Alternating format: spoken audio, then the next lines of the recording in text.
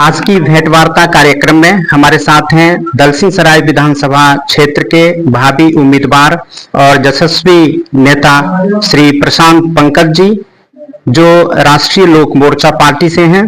आज हम इन्हीं से वार्ता करेंगे और अपने दर्शकों के लिए इन्हीं से कुछ संदेश प्राप्त करेंगे। श्रीमान, आपका हमारे चैनल में हार्दिक अभिनंदन। बहुत बहुत धन्यवाद आपका। आप सामान्य रूप से हम लोग देखते हैं कि नेताजी बहुत पढ़े लिखे नहीं होते हैं, या फिर आम आदमी में एक धारणा है कि जिसको कुछ नहीं हुआ वो नेता बन गया। लेकिन आपका एकेडमिक बैकग्राउंड बहुत ही स्ट्रांग है, आप इंजीनियरिंग के स्टूडेंट रहे हैं, तो फिर राजनीति में कैसे प्रवेश कर लिया आपने? देखिए, ये सच है कि जो एकेडमिक करियर हम लोग का बहुत अच्छा रहा है, तो इसके पीछे हमारे पिताजी का बहुत बड़ा मतलब बहुत बड़ी सोच थी उनकी। और शुरू से वो चाहते थे कि एकेडमिक रूप से मतलब शैक्षणिक रूप से हम जो है काफ़ी मतलब अच्छी पढ़ाई करें, उच्च शिक्षा प्राप्त करें, वो शुरू से चाहते थे। तो उसी तरह की शिक्षा शुरू से हमको दिए और हर संभव जहाँ तक हो सके जो उनकी जो आर्थिक स्थिति उस समय रही होगी, तो वो सब कुछ सपोर्ट करके, लेकिन चाहते थे कि मेरा बेटा जो है वो मतलब शिक्षा में उच्च पद पे जाए और एक अच्छा मुकाम हासिल करे। तो स्वाभाविक सी बात है कि जिस समय हम लोग 90s के दौर में जब पास किए, मेट्रिकुलेशन किए, तो उसमें कोई मंडल कमीशन का दौर नहीं था, लेकिन उसी समय मंडल कमीशन का भी दौर आया। लेकिन उस मंडल कमीशन के दौर में भी जो आप जान के बहुत खुशी होगी कि जब पूरे बिहार का कंबाइंड एंट्रेंस एग्जामिनेशन होता था उस समय, तो पूरे देश स्तर पे उसमें आईटी भी कंबाइंड रूप से बीआईटी के साथ हुआ था। और उस एग्जाम में 427वां रैंक, जनरल मेरा 427वां रैंक आया था। तो ये सुन के पिताजी भी बहुत खुश हुए और हमें भी काफी खुशी हुई कि चलो भाई, जो अभी तक शैक्षिक रूप से हम लोग इतना हमको सपोर्ट मिला परिवार से, तो उसके बाद जो है हम लोग यहाँ पे एग्जाम दिए और इतना अच्छा रैंक जो है प्राप्त किए हैं। तो रैंक प्राप्त करने के बाद हम बीआईटी सिंदरी गए, वहाँ पे सिविल इंजीनियरिंग हमको मिला था। रैंक के अनुसार से मिलता है, जो टॉप का होता है उसको कंप्यूटर मिला, इलेक्ट्रॉनिक्स मिलता था। तो उसमें चूंकि सिविल का दौर नहीं था, तो उसमें हमको सिविल मिला बीआईटी सिंदरी में। तो बीआईटी सिंदरी का सिविल इंजीनियरिंग बहुत अच्छा माना जाता है। लेकिन उस समय जो एक नया दौर आया, कंप्यूटर का दौर आया, तो उस दौर में हमें लग रहा था कि शायद हम पिछड़ जाए। तो फिर एक साल तैयारी करने के बाद मेरा बीआईटी मेसरा हुआ, जहाँ पे इलेक्ट्रॉनिक्स कम्युनिकेशन से हम बीटेक की डिग्री हम हासिल किए। और हासिल करने के बाद कई जगह पे नौकरी भी किए, बेंगलोर गए हम, मुंबई गए, और तमाम जगह से करने के बाद फिर लेकिन एक शुरू से मेरा ध्येय रहा है। और जब बीआईटी मेसरा में जब थे, तो एक जब लोग का 4 साल पूरा होता है तो एक गेट टुगेदर होता है, सभी बच्चों का गेट टुगेदर होता है। तो उसमें पूछा जाता है कि आप जिंदगी में आप क्या बनना चाहते हैं, आप क्या करना चाहते हैं। तो सारे लोग, कोई बोल रहे हैं कि भाई हम माइक्रोसॉफ्ट में ज्वाइन करना चाहते हैं, हम चाहते हैं कि हमारी सैलरी लाख रुपए हो, चाहे सालाना करोड़ रुपए हो, सबका अपना अपना एम्बिशन था। तो उसमें पूरे 300 के बैच में मैं अकेला सिंगल था जो माइक पे जाने के बाद बोला था कि मैं नौकरी करना नहीं चाहता, मैं नौकरी देना चाहता हूँ। तो वहाँ के वीसी बहुत खुश भी हुए थे और हमें खुशी है कि जो हमारी सोच थी उस रास्ते पे आगे बढ़ते हुए अभी वर्तमान में मेरे 2 बीएड कॉलेज हैं। एक दलसिंहसराय में है, पापा के नाम से ही R Mahto institute of education यहाँ पे चला रहे हैं, और एक Chandragupta Maurya college of education BEd college जो सदीसुपुर बिहटा में है। तो स्वाभाविक सी बात है कि एजुकेशन हम प्राप्त किए तो इस लाइन से जुड़ना भी चाहते थे। और सबसे बड़ा चीज ये था कि एजुकेशन लाइन से जुड़ने के बाद तो एक बहुत खुशी होती है दिल से कि आप किसी को शिक्षित करते हैं तो आपको तसल्ली मिलती है कि जानते हैं कि भाई किसी को आप पैसा दे दीजिए, वो पैसा ज्यादा दिन में टिकने वाला नहीं है। लेकिन किसी को आप शिक्षा दे दीजिए, आप उसको शिक्षित कर दीजिए, तो वो अपने बल पे, अपने दिमाग के बल पे, उसके पास भले ही पैसा नहीं हो तो वो कमा सकता है। तो इस तरह की हमारी सोच रही है और हम आगे बढ़ रहे हैं। और ठीक है, आपने सवाल किया कि आप शिक्षा हासिल करने के बाद राजनीतिक रूप से क्यों जुड़े। तो मेरा एक पारिवारिक इतिहास शुरू से रहा है। जब देश आजाद हुआ तो 1952 में 1952 में हमारे दादाजी स्वर्गीय नेवी महतो उस समय चुनाव लड़े थे, जिसमें एक पूरे कांग्रेस का ही राज था, दौर था। उसमें पार्टियां, कोई सामने विपक्ष का कोई अस्तित्व नहीं था। तो उस समय हमारे दादाजी यहाँ पे एक सोशलिस्ट मूवमेंट चलाते थे, और उसमें कुछ चंद वोटों से, जिसमें कांग्रेस के राज्य में 50,000 60,000 से लोगों की जीत होती थी, तो चंद वोटों से हमारे दादाजी हारते थे।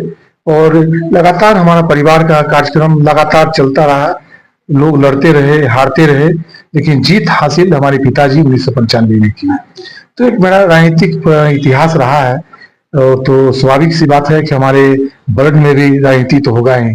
तो कहीं भी शिक्षा प्राप्त करने हम विदेश चले जाएं, तो हम यहाँ की जनता की सेवा करना, इसको छोड़ नहीं सकते हैं।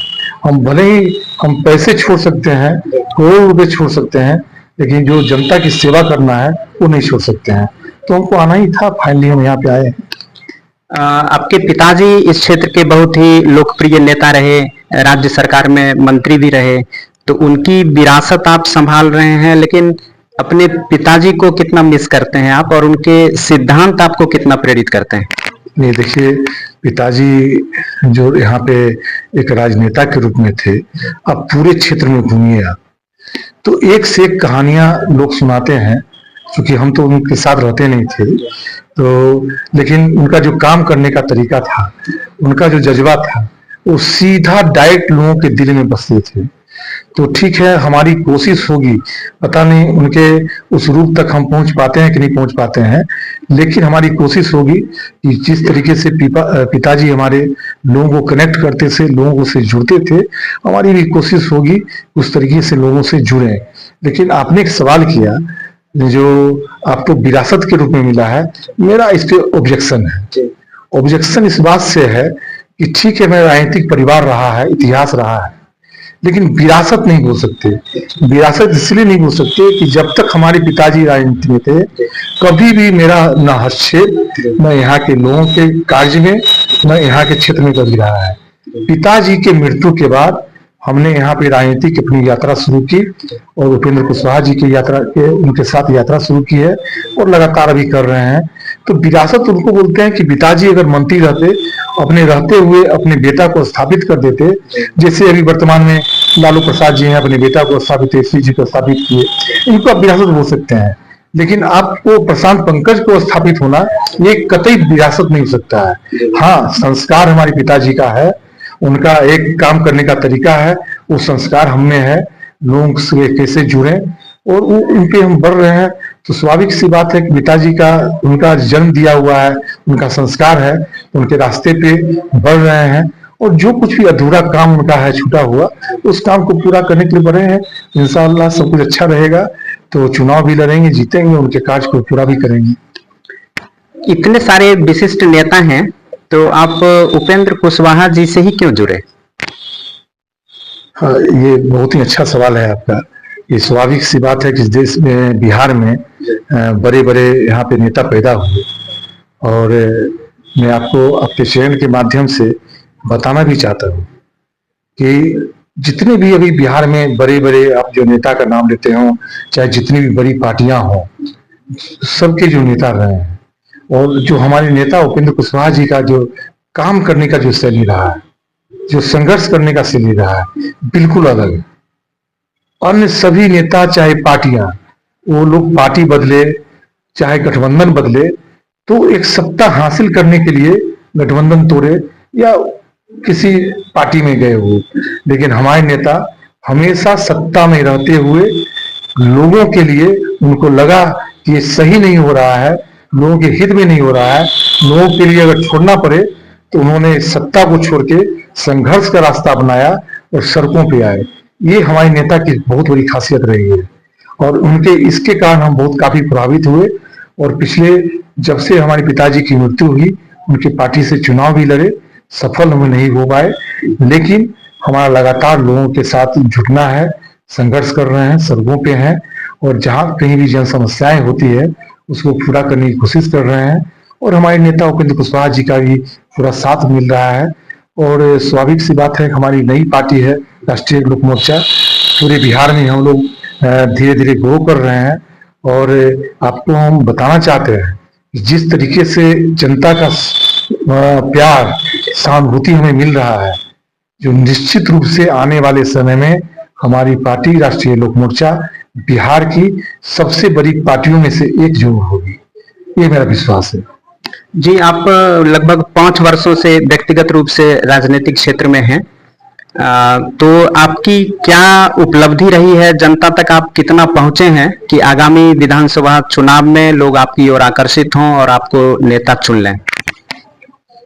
देखिए, पिछले 4-5 सालों से, जब से पिताजी की मृत्यु के बाद हम इस लाइन में आए हैं, तो एक शिक्षा से जुड़ा हुआ रहे हैं, मेरा व्यवसाय भी रहा है और हमारे नेता का बहुत बड़ा अस्त्र शिक्षा सुधार का अभियान रहा है, हमारे नेता उपेंद्र कुशवाहा जी का। तो स्वाभाविक सी बात है कि शिक्षित है और हम भी पढ़े लिखे हैं, लोगों को शिक्षित अभी कर रहे हैं। तो मेरा एक अभियान होता है कि शिक्षा के माध्यम से लोगों को, यहाँ पे पूरा समाज को मजबूत करें।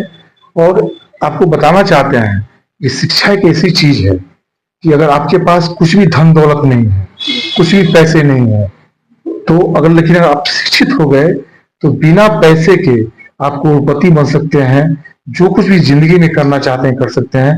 लेकिन उसके लिए सबसे बड़ा चीज है शिक्षा होना जरूरी है। तो मेरे अभी 2 बीएड कॉलेज हैं, फार्मेसी कॉलेज है, नर्सिंग कॉलेज है। तो इन सब के माध्यम से लोगों को हम समाज में जहां तक हमारा बस चलता है वो पहुंचाने की कोशिश कर रहे हैं। और बीच बीच में कई ऐसा स्कीम भी निकालते हैं, जैसे पिछले बार एक महिलाओं के लिए जो विकलांग है उसके लिए हमने एक कंपटीशन किया, जो नंबर 1 प्राप्त किया, उसे फ्री में, उसे कोई पैसे नहीं लगे और उसको बीएड की डिग्री दी। तो इस तरह की योजनाएं हम चलाते रहते हैं और सब चाहते हैं कि समाज में इसका फायदा, और कुछ हमें अगर मिला है तो इसका फायदा समाज को भी मिले। तो ये मेरा अभियान जो है ये चल रहा है। लेकिन सिर्फ यही एक आधार नहीं हो सकता है। स्वाभाविक सी बात है कि समाज में जितनी समस्याएं हैं, लोगों की जितनी समस्याएं हैं, तो उसके लिए जब तक आप कोई पद पे नहीं जाते हैं तो उस तरीके से आप समाज की सेवा नहीं कर सकते हैं। तो हमारी भी इच्छा होगी कि कभी अगर मौका मिलता है चुनाव लड़ने का, चुनाव जीते और जनता के लिए कुछ काम कर सके, जो यहाँ की जन समस्याएं हैं तो उन समस्याओं को दूर कर सके। तो लेकिन इसके लिए जनता को भी साथ देना होगा। जब तक कि जनता पावर नहीं देगी हमें, जब तक कि साथ नहीं देगी, उस पावर के बल पे ही तो हम काम करने के लायक हो पाएंगे। जब तक आप शक्ति नहीं दीजिएगा, पावर नहीं दीजिएगा, तो हम काम करने के लायक ही नहीं होंगे। तो काम करने के आप लायक बनाइए, तो जनता हमको लायक बनाएगी, तो निश्चित रूप से सेवा करेंगे और बढ़ चढ़ के सेवा करेंगे। जी, आज प्रातः काल ही से आपके यहाँ सैकड़ों वृद्ध माताओं की भीड़ जमा थी। आपने साड़ी वितरण किया छठ व्रत के अवसर पर, महापर्व के अवसर पर। तो ये प्रेरणा आपको कहाँ से मिली और कब से कर रहे हैं? देखिए, ये मेरे पिताजी करते थे छठ पूजा के अवसर पे। ये 37वां साल है। ये पिताजी के द्वारा जो शुरुआत किया गया, ये 37वां साल है। उनके मरने के बाद इस अभियान को हम आगे बढ़ा रहे हैं। हमने लोगों से कहा भी है कि जब तक हमारी सांस है, जब तक हमारी सांस चलती रहेगी, ये जो कार्यक्रम है लगातार चलता रहेगा। हर वर्ष छठ पूजा के अवसर पे जो विधवा हैं, जो चाहे जिनकी पत्नी नहीं है, सधवा हैं, उन सारे लोगों को धोती और साड़ी का वितरण हम लोग समाज के आसपास जितने लोग हैं उन लोग करते हैं, ये करते रहेंगे। तो ये 37वां साल है। अच्छा लगता है लोगों को जब देते हैं, वो आशीर्वाद भी देते हैं। तो स्वाभाविक है कि आशीर्वाद के बल पे ही कोई भी आदमी कोई मुकाम पे पहुंचता है। तो हमको भी लगता है कि आशीर्वाद के बल पे शायद हम को जो हमारी इच्छा हो, कोई मुकाम पे पहुंचना, उस मुकाम पे पहुंचे हैं। जी, आप 2025 के विधानसभा चुनाव में संभावित उम्मीदवार ही नहीं, निश्चित ही हैं, प्रयासरत हैं और हमारी शुभकामना भी है कि आप विजयी हों। लेकिन आप अपनी ओर से क्या संदेश देना चाहेंगे क्षेत्र के आम जन को? देखिए, अभी आपको मैं बताना चाहता हूँ आपके चैनल के माध्यम से, अभी ये कहना कि हम भावी उम्मीदवार है, ये सही लगता भी नहीं है और सही है भी नहीं। क्योंकि अभी हम एनडीए के, हमारी पार्टी राष्ट्रीय लोक मोर्चा एनडीए का हिस्सा है, और एनडीए का एक बहुत बड़ा खासियत रहा है कि सारी पार्टियां एक साथ बैठती है और सब निर्णय लेती है कि किस जगह पे कौन सी पार्टी चुनाव लड़ेगी। हाँ, ये ठीक है कि अगर एनडीए की तरफ से सर्वसम्मति से अगर प्रस्ताव आता है, हमें अगर चुनाव लड़ने का मौका मिलता है तो चुनाव लड़ेंगे, ताकत के साथ लड़ेंगे। और जो एनडीए के हमारे जो बड़े नेताओं का जो अपेक्षा है, उस अपेक्षा पे हम खरा उतरेंगे। जी, एक केंद्रीय प्रश्न कि अभी जो प्रधानमंत्री श्री माननीय नरेंद्र मोदी जी हैं, उनके नेतृत्व से आप कितने प्रभावित हैं? स्वाभाविक सी बात है ना, हम एनडीए के हिस्सा हैं और यशस्वी प्रधानमंत्री नरेंद्र मोदी जी का इतना शानदार नेतृत्व पूरे देश में चल रहा है, और उनका नेतृत्व जो है सिर्फ देश स्तर पे छोड़ दीजिए, अभी पूरी दुनिया में उनका डंका बज रहा है। जो देश अपने आप को बहुत शक्तिशाली समझते थे, वो सारे देश अभी हमारे प्रधानमंत्री के आगे नतमस्तक है, हमारे देश के आगे नतमस्तक है। तो ये बहुत बड़ी सफलता है, और हमें तो बहुत गर्व महसूस होता है कि हम जो है अभी वर्तमान में ऐसे हमारे देश के प्रधानमंत्री नरेंद्र मोदी जी के साथ उनका जो है सानिध्य में अभी काम करने का मौका मिल रहा है। क्योंकि हम लोग की पार्टी जो है एनडीए का हिस्सा है, और यहाँ बिहार में माननीय मुख्यमंत्री नीतीश जी का भी बहुत अच्छा कार्यकाल रहा है, और उनका भी सानिध्य जो है हम लोग को मिल रहा है। तो एनडीए का हिस्सा होने के नाते बहुत गर्व हम लोग महसूस करते हैं। और स्वाभाविक सी बात है कि जो एनडीए में सभी नेता जो बैठ के फैसला लेते हैं, वही सर्वसम्मति से फैसला सबको मान्य होता है, सभी लोग मानते हैं और उसी के सभी लोग चलते हैं। जी, आपने अपने व्यस्ततम दिनचर्या में हमें समय दिया, इसके लिए आपको बहुत बहुत धन्यवाद। बहुत बहुत धन्यवाद आपका।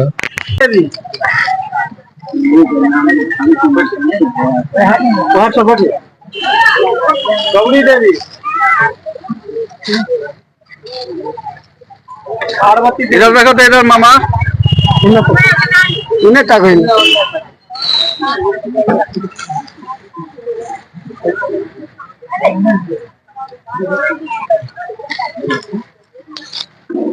मजा दे दी रामदास दे दी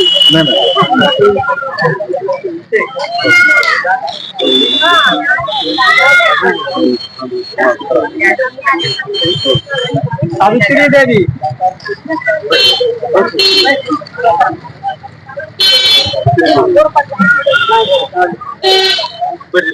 प्रेमिया देवी 10 हो गया संपतिया देवी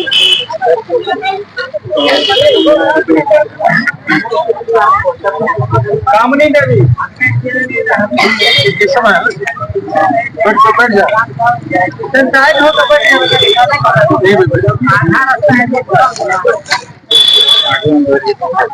बैठो एक तरफ फोटो आए और खाना तो खड़ा करो ओहो अल्लाह तुम हो